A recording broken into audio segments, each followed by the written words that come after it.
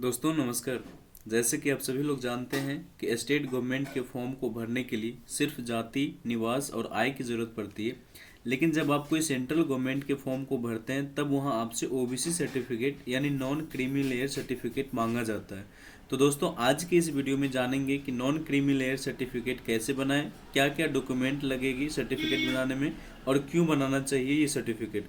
तो दोस्तों मैं अभी आपको नॉन क्रीमी लेयर कैसे बनाना है, अगर आपके पास एक स्मार्टफोन या लैपटॉप है तो इसका पूरा कंप्लीट प्रोसेस मैं आपको लाइव बनाकर बताने वाला हूँ और आपको ये सर्टिफिकेट क्यों बनानी चाहिए ये भी बताने वाला हूँ। बस हमारे साथ आप बने रहिए वीडियो के अंत तक। तो दोस्तों मैं बताना चाहूँगा कि नॉन क्रीमी लेयर का मतलब होता है कि अगर आपके पूरे परिवार की वार्षिक इनकम 8 लाख रुपये से कम है तो आप नॉन क्रीमी लेयर के अंतर्गत आते हैं, और जिनके पूरे परिवार की इनकम 8 लाख रुपये से ज़्यादा की होती है वैसे कैंडिडेट क्रीमी लेयर के अंतर्गत आते हैं। तो वैसे कैंडिडेट को नॉन क्रीमी लेयर सर्टिफिकेट बनाने की कोई ज़रूरत नहीं होती है। तो तो चलिए अब मैं कंप्लीट प्रोसेस आपको वीडियो के माध्यम से लाइव बनाकर बताता हूं। लेकिन उससे पहले अगर आपने हमारे YouTube चैनल को सब्सक्राइब नहीं किया है तो प्लीज़ सब्सक्राइब जरूर कर दें और बेल आइकन को भी दबाकर ऑल प्रेस कर दें। इससे होगा कि हमारे आने वाले सभी वीडियो के नोटिफिकेशन आप तक सबसे पहले मिल सके। और ज़्यादा से ज़्यादा वीडियो को लाइक, कमेंट एंड शेयर भी ज़रूर कर दें। तो चलिए चलते हैं अपने कंप्यूटर के स्क्रीन पर। तो दोस्तों फाइनली मैं लैपटॉप के ब्राउज़र पे पहुंच चुका हूं। जैसे कि आपको दिख रहा होगा स्क्रीन में गूगल। अगर आपके पास फ़ोन है, कोई स्मार्टफोन या लैपटॉप या पीसी है, तो आप यहां पर गूगल में सर्च करेंगे सबसे पहले आरटीपीएस। आरटीपीएस जैसे ही सर्च करेंगे तो सबसे पहला जो लिंक आपके पास आएगा आरटीपीएस का, आप उसे सिलेक्ट करेंगे। आप जैसे ही उसे क्लिक करेंगे तो आपके पास आरटीपीएस का जो ऑफिशियली वेबसाइट है आप इसके ऊपर आ जाएंगे, लोक सेवाओं का अधिकार एवं अन्य सेवाएं।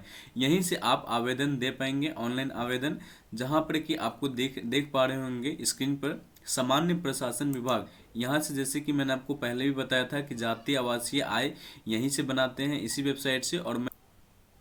और मैंने जातीय आवासीय आय का वीडियो ऑलरेडी बना करके अपलोड किया हुआ है। आप चाहें तो उसे भी देख सकते हैं कि कैसे जातीय आवासीय आय को अप्लाई करना है। वैसे मैं लिंक डिस्क्रिप्शन बॉक्स में डाल दूंगा। और यहीं पर आप देख पा रहे हैं नॉन क्रीमी लेयर प्रमाण पत्र का निर्गमन, जो कि बिहार सरकार के प्रयोजनार्थ में है। ये नॉन क्रीमी लेयर बिहार सरकार के अंतर्गत आते हैं और एक नॉन क्रीमी लेयर जो कि केंद्र सरकार के अंतर्गत आते हैं।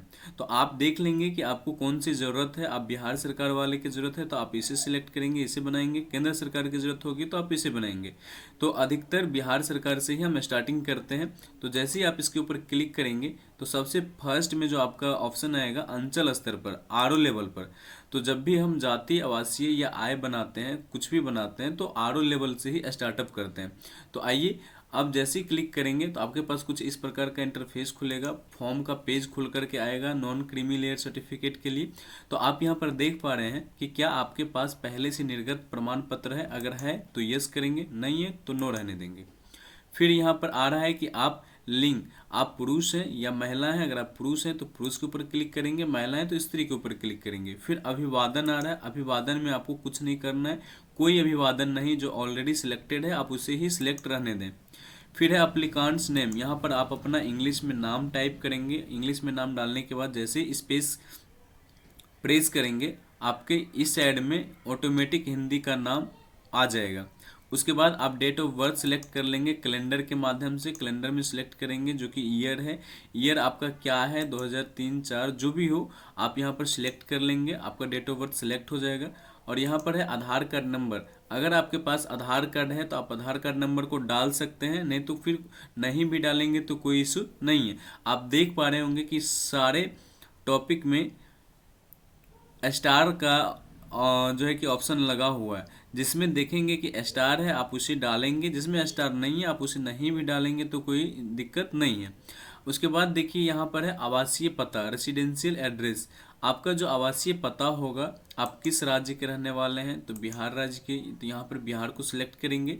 आप जिला, कौन से जिला के रहने वाले हैं, आप जिस भी जिला के अंतर्गत आते हैं उस जिला को आप सिलेक्ट कर लेंगे। उसके बाद है अनुमंडल, आप किस अनुमंडल से आते हैं आप उसे सिलेक्ट कर लेंगे।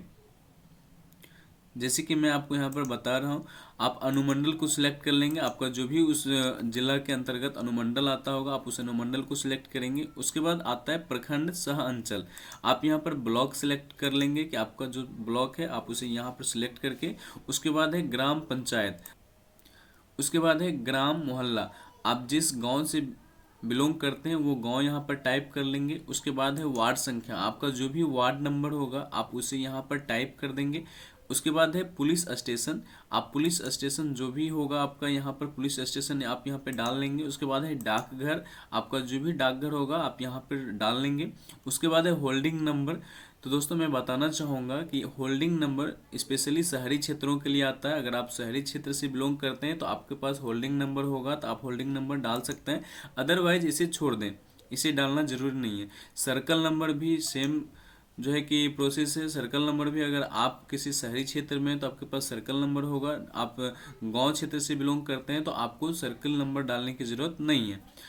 तो दोस्तों मैं बताना चाहूँगा कि अगर आपका हिंदी में टाइप यहाँ पर कुछ गलत आ रहा है तो आप उसे हिंदी में टाइप करने के लिए एक चीज़ और कर सकते हैं, गूगल इनपुट का सहारा ले सकते हैं।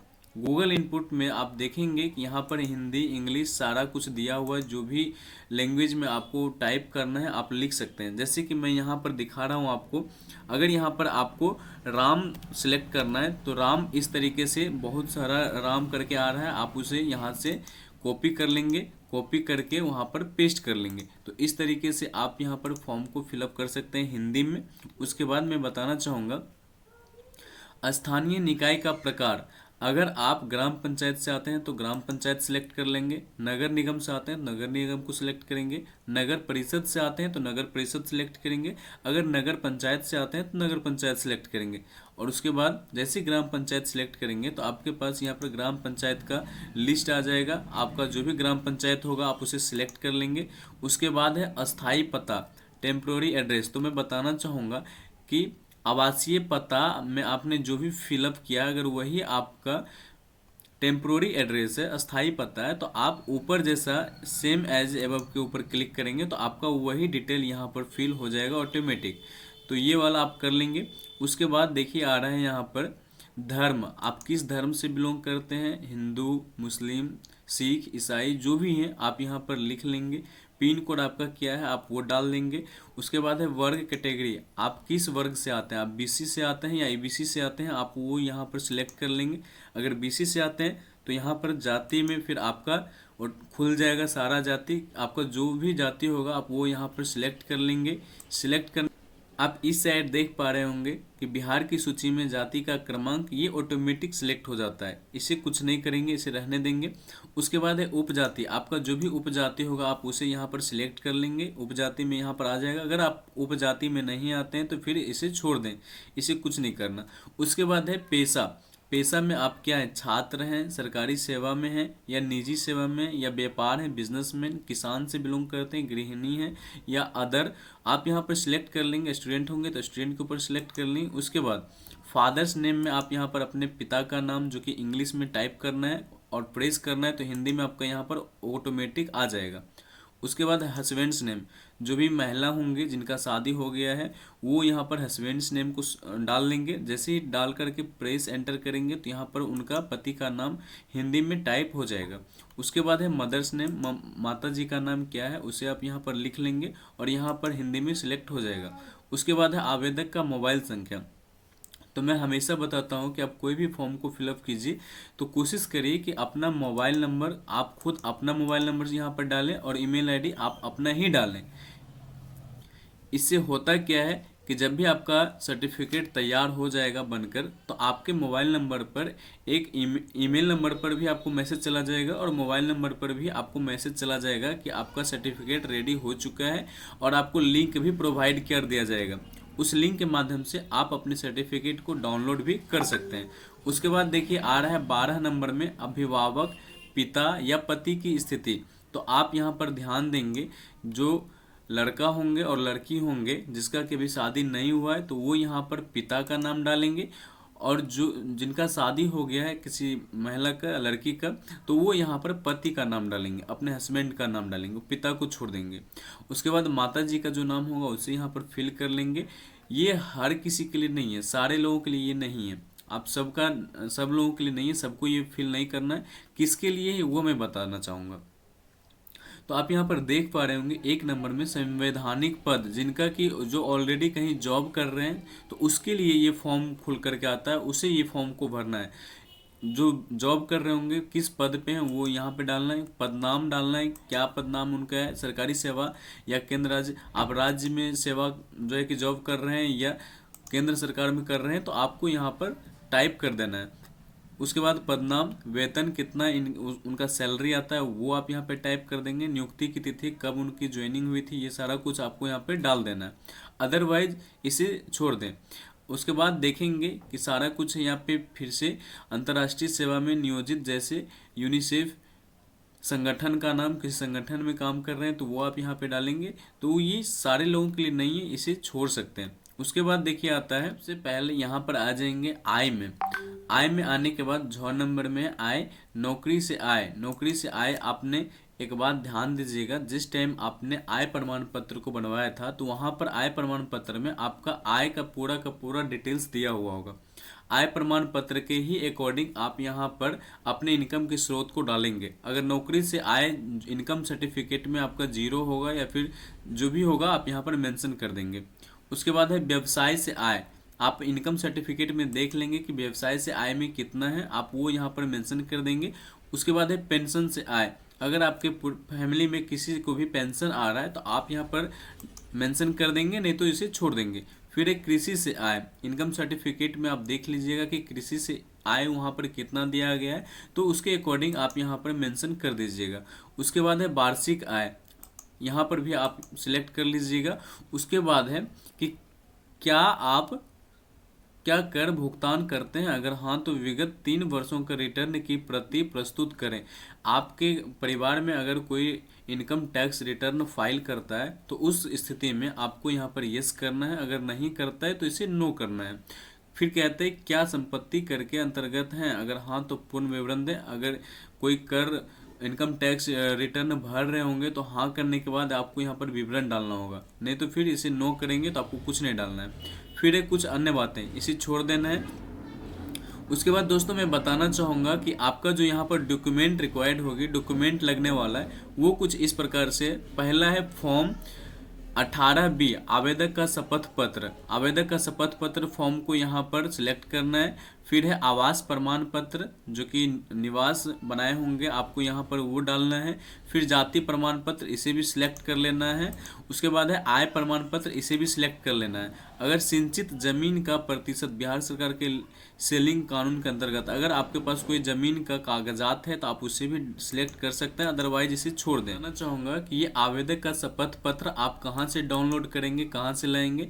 तो कुछ नहीं, आपको सिंपली गूगल पर टाइप करना है non creamy layer form. Non creamy layer form को आप टाइप करेंगे तो आपके सामने कुछ इस प्रकार का PDF फॉर्म में आएगा, जो कि फॉर्म 18B है। ये नॉन क्रीमी लेयर का फॉर्म है जहाँ पर कि आपको सारा कुछ भरना है। जैसे कि मैं आपका जो नाम होगा आप वो यहाँ पर नाम को फिल कर लेंगे। उसके बाद पुत्र या पुत्री, आपके पिताजी का नाम क्या है वो आप यहाँ पर फिल कर लेंगे।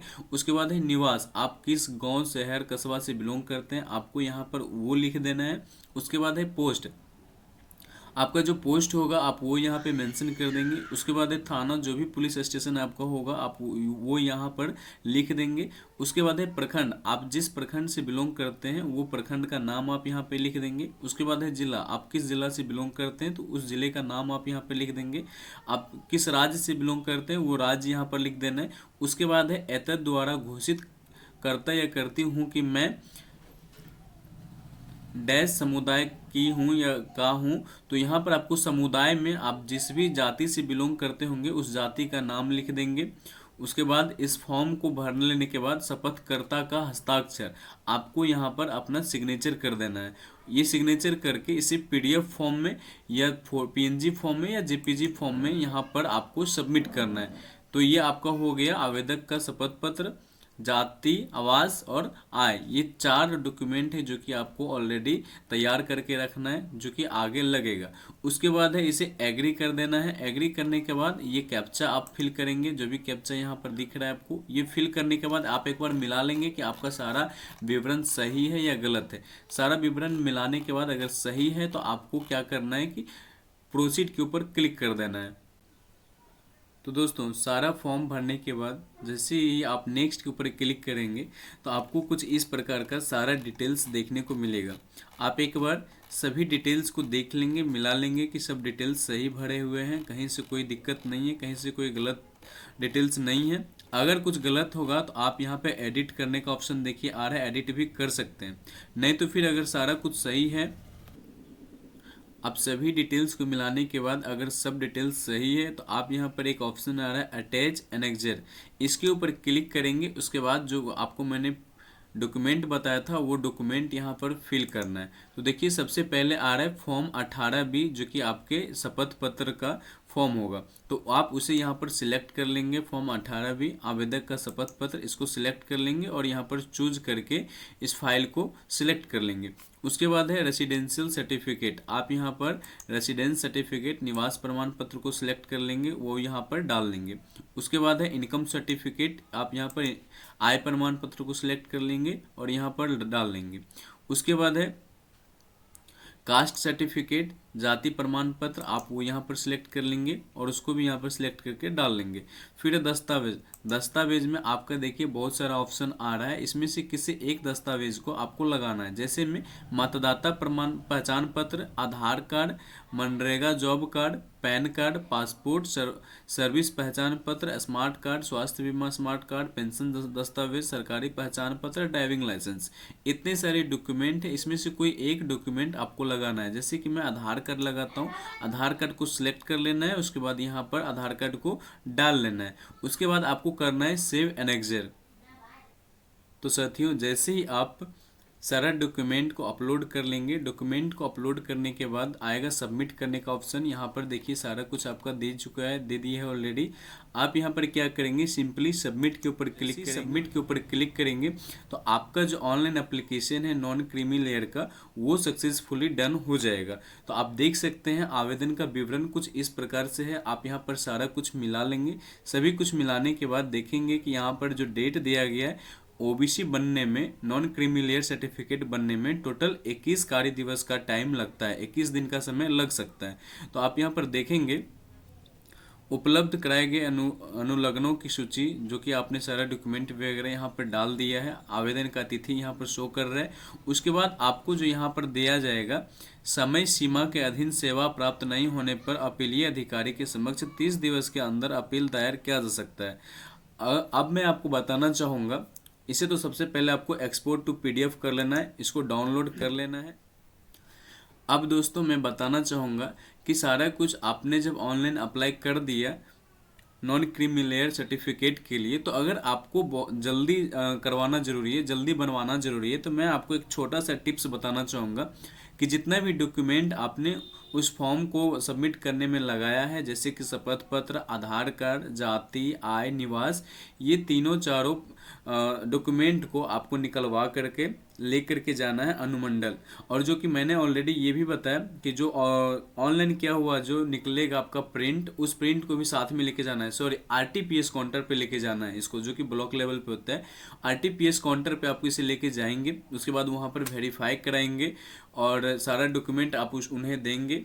तो जैसे ही 2-3 दिन का टाइम लगेगा, फिर भी आपका नॉन क्रीमी लेयर बना दिया जाएगा 2-3 दिवस के अंदर, और आप उसे डाउनलोड कर सकते हैं। आज की इस वीडियो में मैंने आपको बताया कि नॉन क्रीमी लेयर क्या है, इसे कैसे ऑनलाइन हम बना सकते हैं घर बैठे अपने फ़ोन या लैपटॉप की मदद से, और इसमें लगने वाले डॉक्यूमेंट क्या क्या है, किस तरीके से इसे अप्लाई करना है, वो सारी चीज़ मैंने इसमें आपको पूरी डिफाइन तरीके से बताया। क्रीमी लेयर और नॉन क्रीमी लेयर में क्या अंतर है, वो चीज़ें भी मैंने आपको बताया। तो आई होप कि आपको ये वीडियो बहुत ही ज़्यादा पसंद आया होगा। आप मेरे इस वीडियो को एक लाइक, कमेंट, शेयर जरूर कर दें, और अभी तक लिए जिन्होंने भी सब्सक्राइब नहीं किया है तो लास्ट अपील है, प्लीज़ चैनल को सब्सक्राइब जरूर कर दें। मैं आपके लिए हमेशा इसी प्रकार का टिप्स लेकर के आता रहूँगा, वीडियोस बना करके अपलोड करता रहूँगा। आप लोग बने रहिए हमारे साथ। तो चलिए आज दीजिए इजाज़त, आज के लिए बस इतना ही। मिलते हैं फिर किसी नए वीडियो में, तब तक के लिए धन्यवाद, शुक्रिया, bye bye and take care.